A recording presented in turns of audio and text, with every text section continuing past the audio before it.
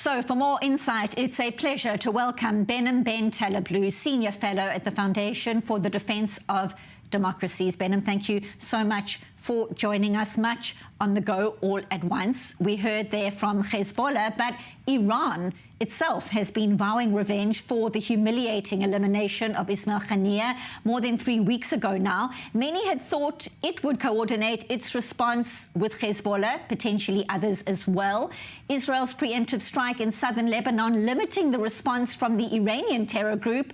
Your thoughts on the strategy out of Tehran itself? Pleasure to be with you again. It is still very much out of Tehran a war of words, just as it is a war of words out of Secretary General of Lebanese Hezbollah, Hassan Nasrallah's mouth. In this case, there's several strategies that the Islamic Republic could be pursuing here. One, of course, is threatening to rattle that ballistic missile and drone saber to get some kind of additional ceasefire deal via the Americans imposed on Israel. That seems much less likely now, given that within the past 24 to 36 hours, Hamas has been the stumbling block there. Second, of course, is that they could be looking to have the proxies, meaning the Islamic Republic could be looking to have the proxies go first or go in waves. This was alluded to both in Axis of Resistance media and particularly in comments made by, again, Hassan Nasrallah of Hezbollah when he said that the first round had been concluded. It's entirely possible that the Islamic Republic could shift to a different proxy force to have a different kind of cycle of violence before it itself gets involved, or perhaps, again, keep threatening that wider war and then simply not have to deliver. But lest we forget, the Islamic Republic continues to downplay the success of the Israeli military strike, which preempted that first round. And talking about the messaging, the words that are being used out of Tehran, out of Lebanon as well, looking behind the brazen rhetoric, is Hezbollah likely deterred by Sunday's preemptive strike? Reports also suggesting the next attack on Israel could come from another country, the staggered attacks that you alluded to. Your sense? Yeah, I do believe that the punishment, if you will, or the revenge that the regime has promised and its axis of resistance has promised is likely to be phased much more over time here. Perhaps we should look to the south with the Houthis, or perhaps we should be looking further east of Israel to the Iran-backed Shia militias in Iraq and Syria. But no, I do not believe that Lebanese Hezbollah has been deterred. In a sense, they haven't been deterred since October 8th, when they were the first proxy of Iran to really build on this ring of fire strategy and incrementally escalate against Israel.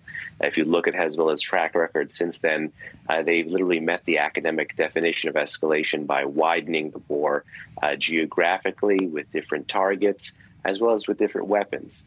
So while they were clearly outgunned and outmatched by Israeli intelligence and by the Israeli military establishment in the recent preemptive attack, certainly things are not over. You made mention of Syria. The IDF confirming on Monday morning it had intercepted a suspicious object after drone alert sirens sounded in the southern Golan Heights. Now, it seems that object was launched from Syria. That is unusual. Talk us through the threats on that front. Interestingly, when you look at things that are launched by the Iran-backed Axis in Syria, there is a bit of quiet coming from the Assad regime itself, which is still working on, you could say, its own reconquista within its own country, and some of the deconfliction between its own military and the tensions with some of the Kurds to the north, as well as to the Turkish forces there in Syria as well. But that doesn't mean that the militias are still not looking to use Syria as a platform to launch these attacks. Yes, the ones from the Golan have been much more sporadic. Yes, you don't have anything like the war between the wars during a period of peacetime, meaning that response and return of fire between Israel and some of these militias. But it simply isn't punching at that same weight as it has been before.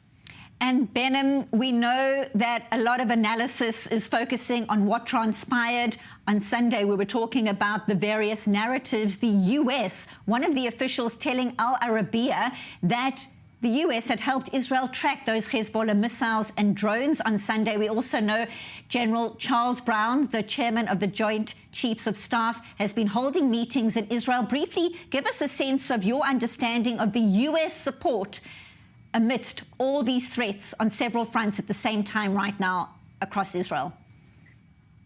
You know, listen, while there are many critiques of the U.S. position, meaning the ability of America's adversaries, the ability of Israel's adversaries to play on America's desire for restraint and de-escalation over deterrence inside the Middle East, there's no doubt that the U.S. is performing its role as a security integrator in terms of the technology with the intelligence, surveillance, and reconnaissance. This is really a tool that the U.S. is bringing to bear, not just in terms of the firepower that it's hoping deters the Islamic Republic. I think that's not monocausal, but in terms of the intelligence, they're the ones with the signals and satellite imagery that can be able to kind of rush data into the hands of partners and allies like the Israelis to be able to do something kinetic with that data. So again, I think this is, again, a big win for the technology and intelligence side of the equation. But as we've seen from October 7th and even in the pre-October 7th Middle East, you can't have, as some scholars have said, almost a century ago, technical solutions to political problems. And the problems that the U.S. and Israel faces are political problems in the Middle East, not technical problems. Always appreciate your insights. Thank you so much. Behnam Ben Taleblu, the Senior Fellow at the Foundation for the Defense of Democracies. Thank you as always. Thank you.